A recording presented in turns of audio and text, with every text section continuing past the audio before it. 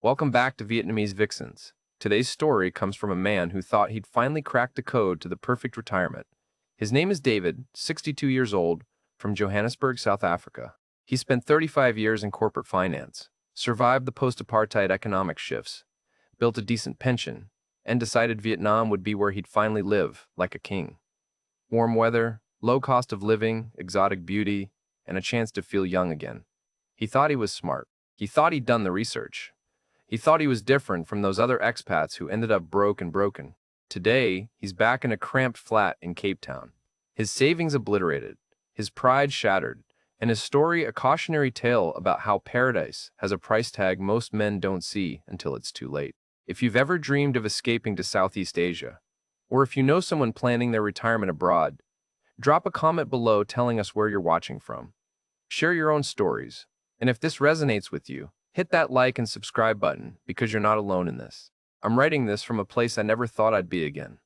A small flat and observatory, Cape Town, where the paint peels off the walls and I can hear my neighbor's television through the thin partition. I'm 62 years old and I'm working part-time at a bookshop because my pension barely covers rent and groceries. 3 years ago, I was living what I thought was the dream. 3 years ago, I was in Vietnam, and I was happy, or at least I thought I was happy. And that distinction is something I'm still trying to untangle. Let me take you back to how this started, because it didn't begin with stupidity or recklessness. It began with something that felt like wisdom. I'd spent 35 years in corporate finance in Johannesburg, watching the rand fluctuate, navigating economic uncertainty, building a portfolio that wasn't spectacular but was solid. My marriage had ended 5 years before I left. No dramatic affair or blowout fight. Just two people who realized they'd been living parallel lives for a decade and didn't see the point in pretending anymore. My daughter was grown, living in London, busy with her own life. I had no real ties, no compelling reason to stay in a country that felt increasingly expensive and complicated. I started researching retirement destinations the way I used to research investment opportunities, spreadsheets and cost of living calculations and expat forums. Thailand came up a lot, but felt too obvious, too full of the same guys doing the same thing. The Philippines had a reputation that made me uneasy.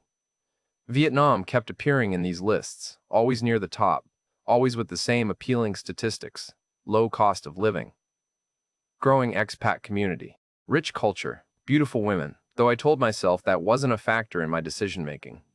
I told myself a lot of things back then. I visited Hanoi first on a 2-week reconnaissance trip in March of 2022. Stepped off the plane into that thick, wet heat that feels like walking into someone's breath. The chaos of the old quarter, motorbikes weaving through impossible gaps, street vendors grilling meat over tiny charcoal fires, the smell of pho and exhaust, and something floral I couldn't identify. It was overwhelming and intoxicating in equal measure. I stayed in a modest hotel near Hoan Kiem Lake and spent my days walking, observing, calculating. A decent apartment would cost me a fraction of what I was paying in Johannesburg. Meals were cheaper than groceries back home. Beer was practically free. My pension, which felt modest in South Africa, would make me comfortable here. Maybe more than comfortable. I met other expats in those 2 weeks, mostly at a bar called Sunset Spot that catered to Westerners. Australians and Americans and a few Europeans, men mostly, ranging from mid-40s to late 60s. They all had the same story with minor variations. Fed up with the rat race, tired of being invisible in their own countries, craving adventure or at least affordability. They seemed happy, or they performed happiness well enough that I believed it. They talked about their apartments, their routines, the rhythm of life in Hanoi. Some had Vietnamese girlfriends, younger women who laughed at their jokes and held their arms when they walked. I noticed, but I didn't judge. I was there for the economics, for the practical benefits of geographic arbitrage. That's what I told myself anyway. I went back to Johannesburg, gave my notice on my flat, sold most of my furniture, packed 2 suitcases and a carry-on, and booked a one-way ticket. My daughter thought I was having a midlife crisis a decade too late. My ex-wife said nothing, which somehow felt worse than criticism. My colleagues threw me a retirement lunch where everyone got slightly drunk and made jokes about me finding a young bride. I laughed along because that's what you do, but inside I was thinking they didn't understand. They were stuck in their small thinking I was doing something brave. I landed in Hanoi on a Tuesday in September. The rainy season was ending, but the humidity was still crushing. I'd arranged a serviced apartment in Tay Ho, the expat district, Nothing fancy but clean and furnished. About 15 minutes from the lake on a good day. 45 when traffic was thick. The first month was pure exploration. I was a tourist with unlimited time. I walked everywhere, got lost constantly, learned to cross streets by stepping into traffic and trusting that motorbikes would flow around me like water. I ate at different restaurants every day. Pho for breakfast, bun cha for lunch, places with plastic stools and no English menus where I'd point at what someone else was eating. I started taking Vietnamese lessons twice a week with a tutor I found online, a patient woman named Huong, who taught me basic phrases I'd immediately forget. The expat community absorbed me quickly. Same bar, sunset spot, became my default evening destination 3 or 4 nights a week. The faces changed, but the conversations were remarkably similar. Complaints about Vietnamese bureaucracy. Comparisons of visa agents. Stories about dating that always had a transactional edge, even when the men telling them pretended otherwise.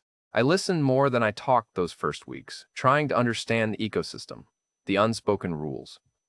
That's where I first heard about the patterns, though I didn't recognize them as warnings. Guys would mention their girlfriends needing money for family emergencies, hospital bills, broken motorbikes, failed businesses. There was always a tone of bemused frustration in these stories, like they knew they were being played but had made peace with it as the cost of companionship. I remember thinking I'd never be that naive, that desperate, that foolish. I had decades of financial experience. I could spot a scam from across a room. Pride is such a quiet poison. I met Lynn on a Wednesday morning in October at a small cafe near the lake. I'd started going there most mornings because they made good coffee, and the owner spoke enough English to have basic conversations. Lynn was sitting at the next table, typing on a laptop, and when I sat down she looked up and smiled, one of those warm, automatic smiles Vietnamese women are so good at, and said something in Vietnamese I didn't understand. I must have looked confused because she switched to English, accented but clear. "You are new here?" I told her I'd been in Hanoi about 6 weeks. She nodded like this confirmed something she already knew, said she could always tell the new expats. They still looked around like everything was exciting. They hadn't developed the tired eyes yet. I laughed and asked what she did. She was a translator, freelance, worked with foreign companies doing business in Vietnam. She'd studied English at university in Hanoi, never left the country, dreamed about traveling but said it was complicated, expensive. Her family needed her here. We talked for maybe 20 minutes that first time. Surface stuff, easy and pleasant. She asked where I was from, and when I said South Africa, her eyes lit up. She'd never met anyone from South Africa before. She asked about lions and safaris, and I explained that Johannesburg wasn't like that. It was a city, very modern, though she seemed slightly disappointed. When I got up to leave, she said maybe she'd see me again. This was her regular spot in the mornings. I said maybe, trying to sound casual, but I was already planning to come back the next day. I did come back. She was there. We talked longer this time, moved from small talk to slightly deeper territory. She told me about her family, her mother who sold fruit at a market, her younger brother who was trying to start a motorbike repair business, her father who died when she was 15. I told her about my daughter, my divorce, my decision to retire in Vietnam. She listened with what felt like genuine interest, asked follow-up questions, remembered details from our previous conversation. It felt good to be listened to. It felt good to talk to someone who wasn't another expat recycling the same stories. This became our routine. Most mornings I'd go to the cafe and she'd be there. Or she'd arrive shortly after me and we'd talk over coffee for 30 minutes, sometimes an hour. It stayed innocent for weeks.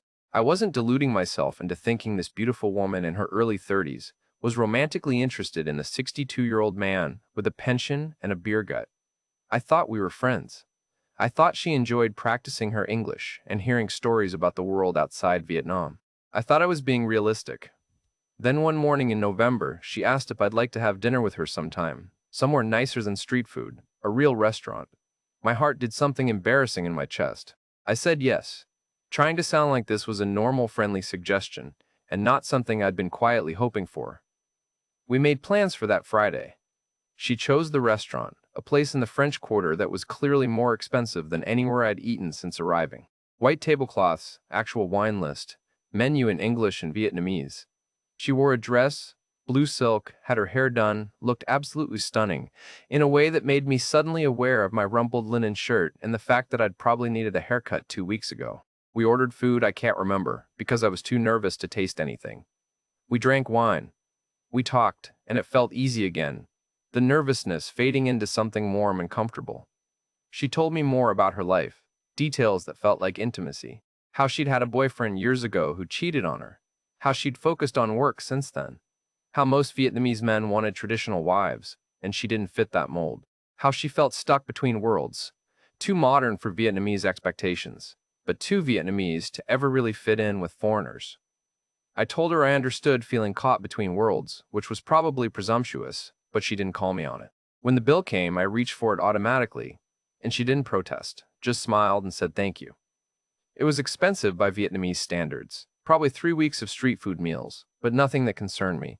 Walking her home afterward, she took my arm, casual and natural, and I felt something I hadn't felt in years. Desired. Relevant. Alive. We started seeing each other regularly after that.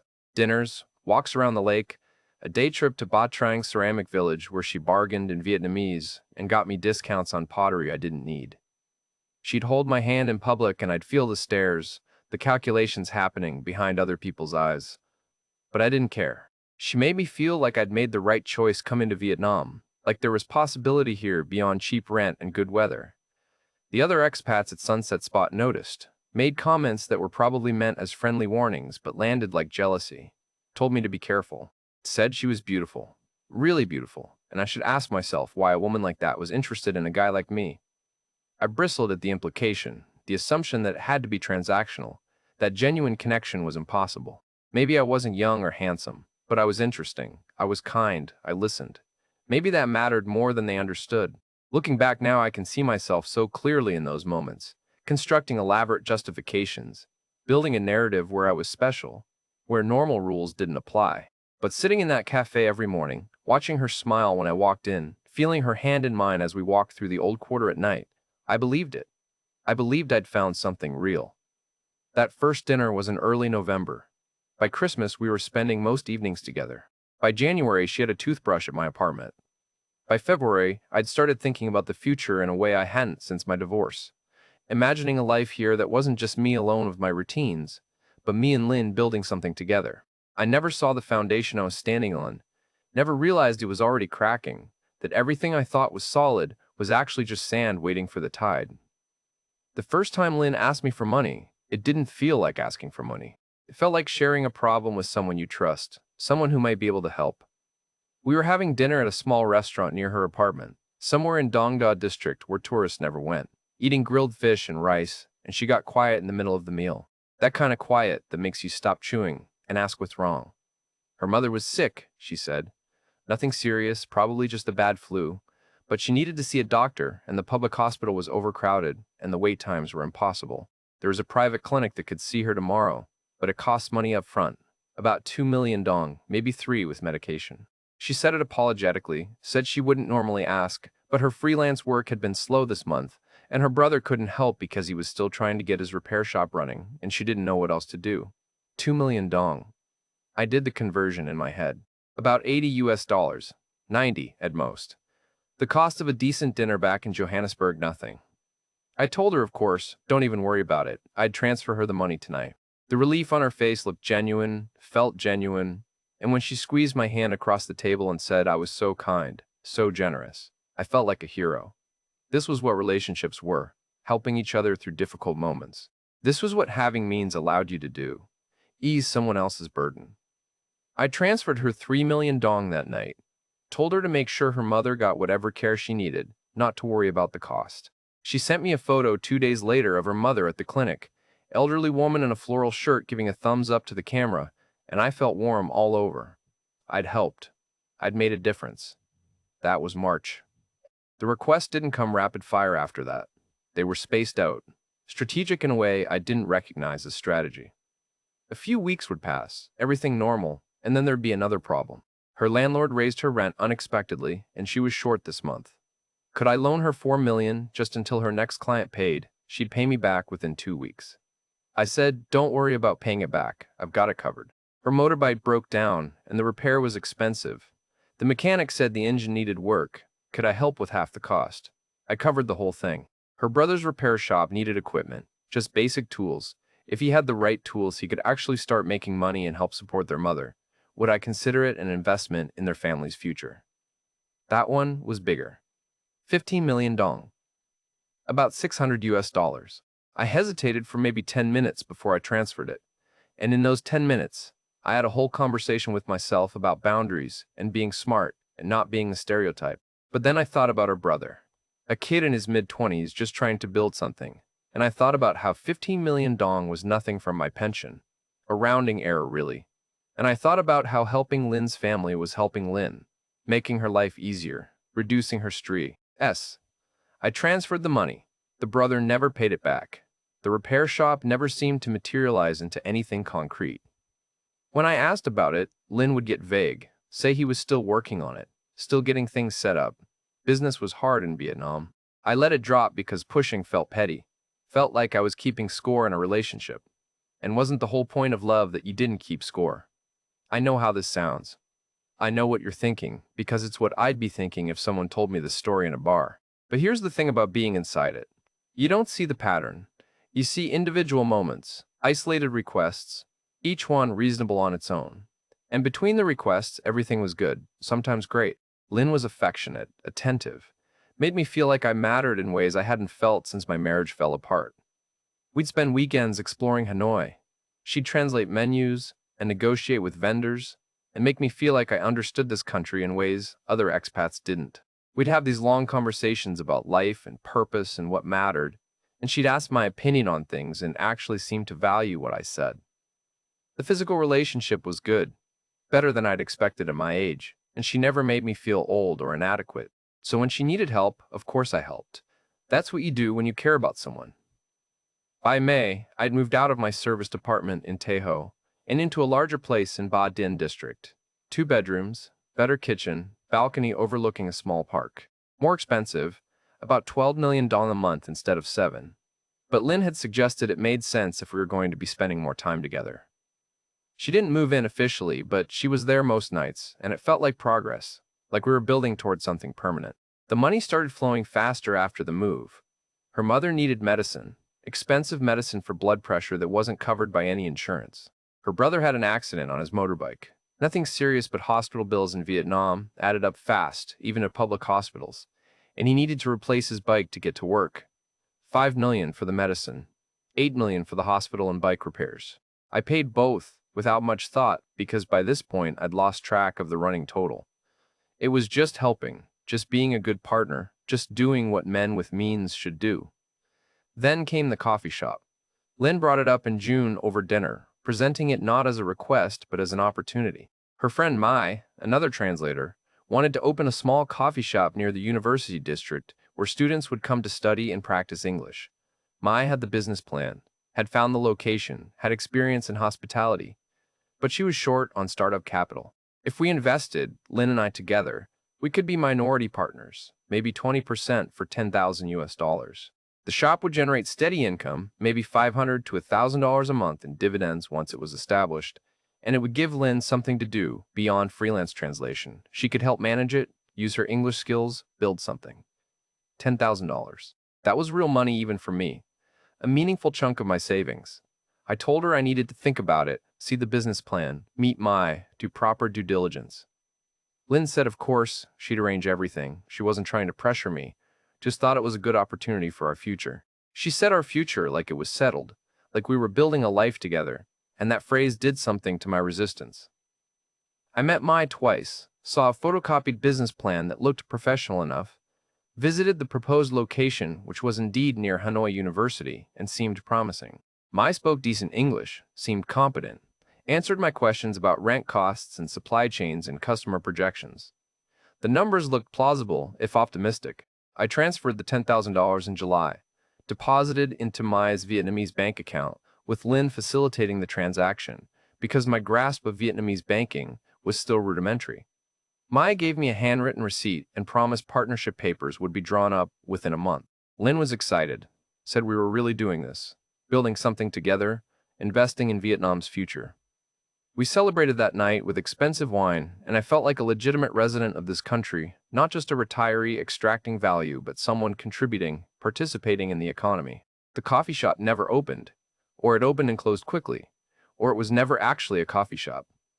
I still don't know the truth, and at a certain point, the truth stopped mattering more than the realization that I had been lied to. For 2 months after I invested, Lynn would give me updates. Renovations were taking longer than expected. The landlord was being difficult about the lease terms. Mai was having trouble with permits. Vietnamese bureaucracy was impossible. Everything took forever. I'd ask when I could visit the location, and she'd say not yet. It was still a construction mess. Better to wait until it was closer to finished. Red flags I ignored because I wanted to believe in the story I'd written for myself. The expats at Sunset Spot had their own opinions. I'd made the mistake of mentioning the investment one night in August, when I was a few beers deep, and feeling good about my entrepreneurial spirit. The reaction was immediate and unanimous. Mate, you got scammed.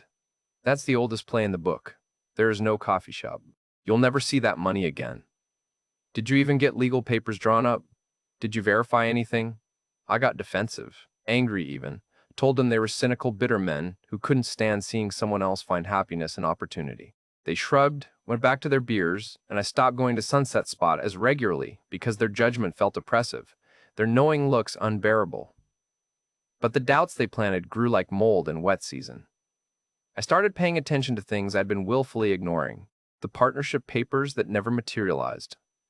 The way Lynn changed the subject when I asked specific questions about the coffee shop's progress. The fact that I'd never actually met Mai again after that initial meeting. All communication now flowing through Lynn.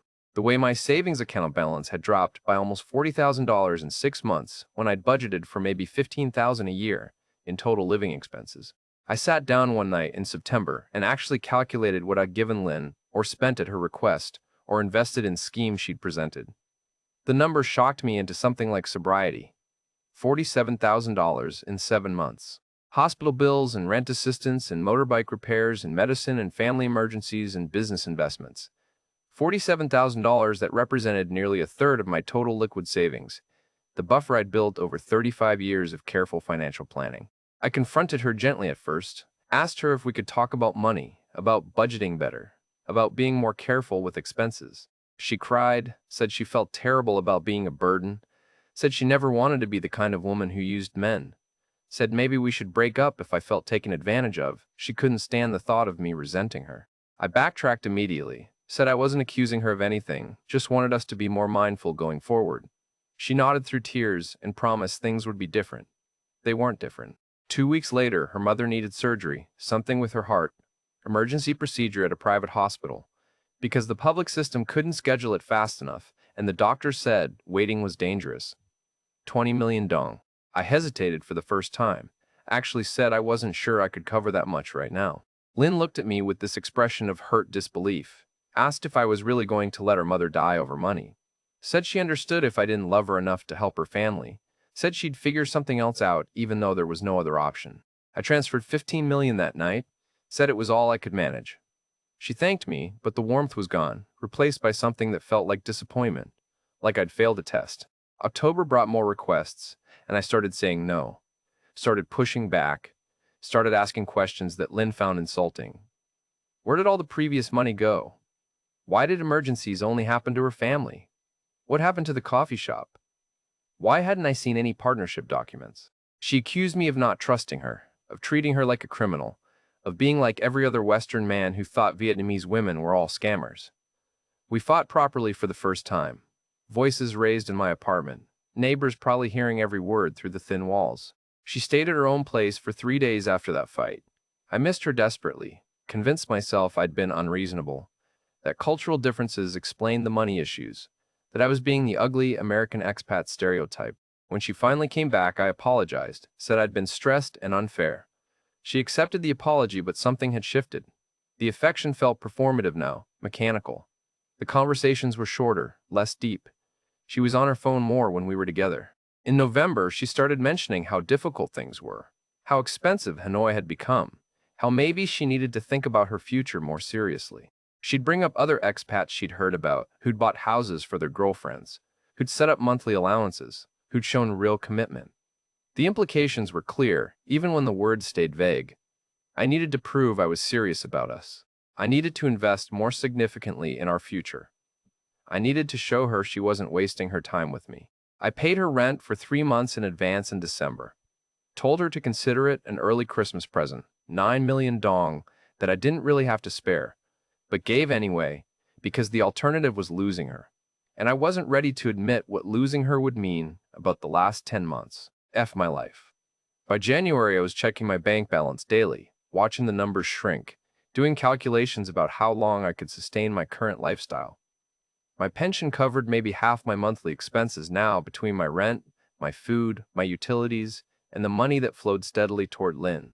I was burning through savings at a rate that would leave me broke in another year, maybe 18 months if I was careful. I knew it was unsustainable. I knew I was being used. I knew every single thing the other expats had tried to warn me about was proving true. But knowing didn't feel like enough reason to stop, because stopping meant being alone again, meant admitting I'd been a fool, meant facing the reality that at 62 years old in a foreign country, I'd let loneliness and ego destroy my financial security. So I kept paying, kept hoping, kept believing that somehow things would stabilize, that Lynn would see how much I'd sacrificed and love me for it, that the investment would eventually pay returns in companionship and meaning, and a life that felt worth living. I kept believing right up until the moment I couldn't find her anymore. The silence started in February.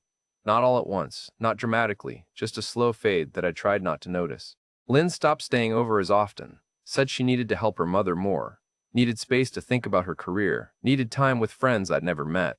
When she was at my apartment, she was distracted, always on her phone, typing in Vietnamese to people she wouldn't name. I'd ask who she was talking to, and she'd say, just friends, just work, nothing important, her tone suggesting I was being controlling for even asking. I told myself this was normal relationship turbulence, that every couple went through phases, that she was stressed about money and family, and I needed to be patient. I ignored the obvious pattern, the way her availability correlated directly with whether I'd sent money recently. After I paid her rent, she'd be warm for a few days, affectionate, present. Then the warmth would fade, and another request would emerge, and the cycle would repeat. In mid-February, she asked for help with her brother again. He'd gotten in trouble, something vague about debt to the wrong people, and he needed money fast, or there would be consequences. She was crying when she told me this. Real tears, said these were dangerous men and her brother was stupid, but he was family, and she couldn't just let something happen to him. 20 million dong, she needed 20 million to make this go away. I said no. I actually said the word out loud for maybe the first time since we'd started whatever this was.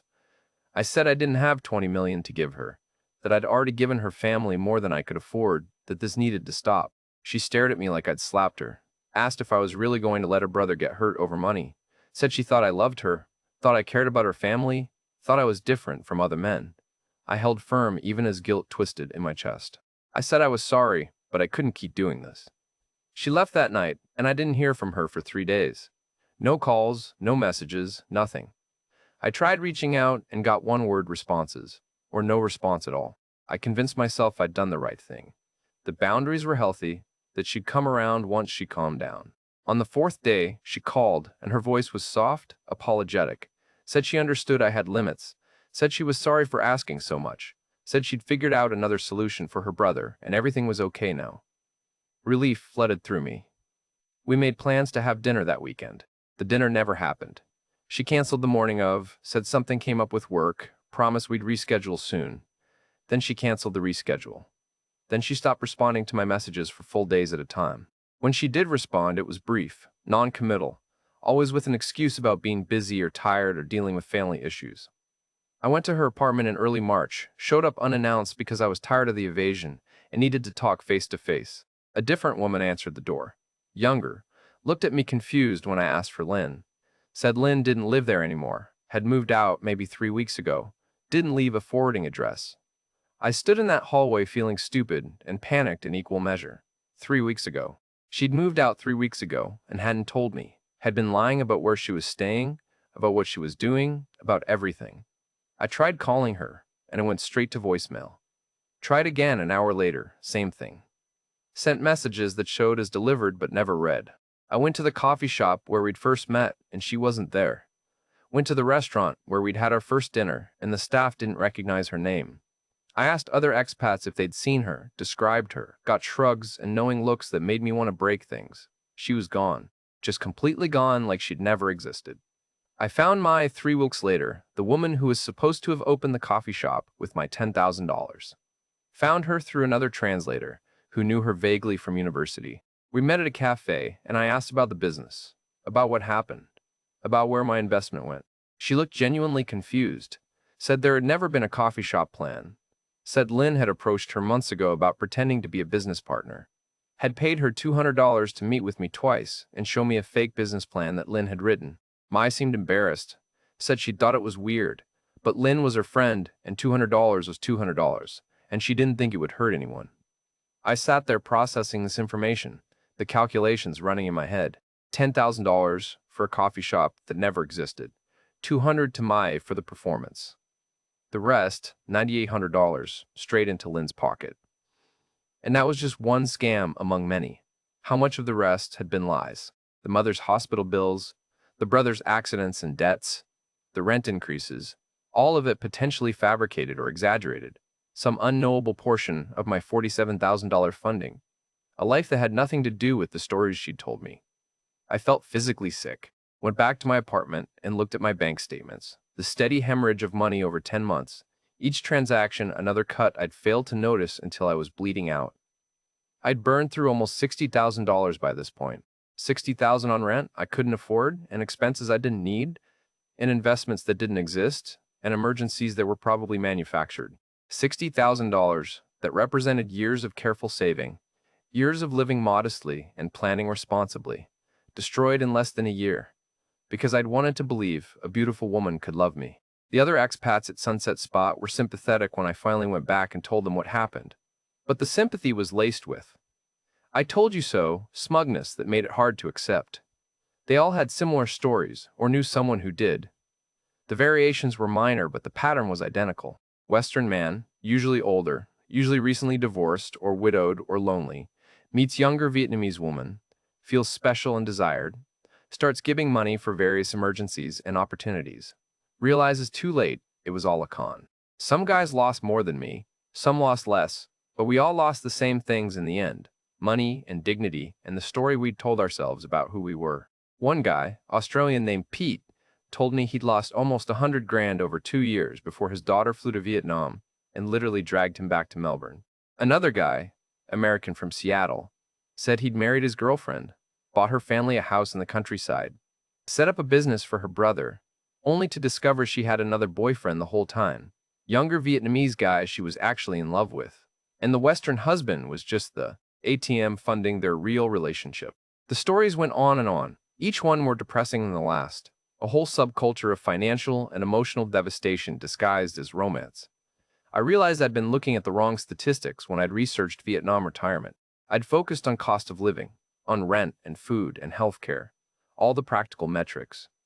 I hadn't looked at the other number, the one that apparently everyone in the expat community knew but didn't advertise in the glossy retirement blogs.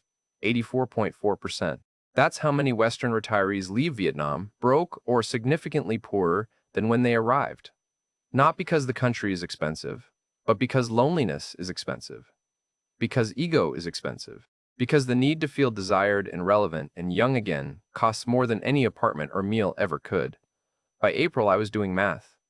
I never thought I'd have to do. How long could I sustain my current rent before I needed to move somewhere cheaper? How much cheaper could I go before the neighborhood became genuinely unsafe? How long before my savings ran out entirely if I couldn't stop the bleeding? The numbers were brutal. At my current burn rate, I had maybe 8 months before I was in serious trouble. If I downsized immediately, cut my expenses to bare minimum, stopped eating out, stopped everything except survival, maybe I could stretch it to 18 months. But 18 months, and then what? I was 63 years old with no job prospects, living in a country where I barely spoke the language, my pension covering maybe 40% of even modest living expenses. I couldn't work legally in Vietnam.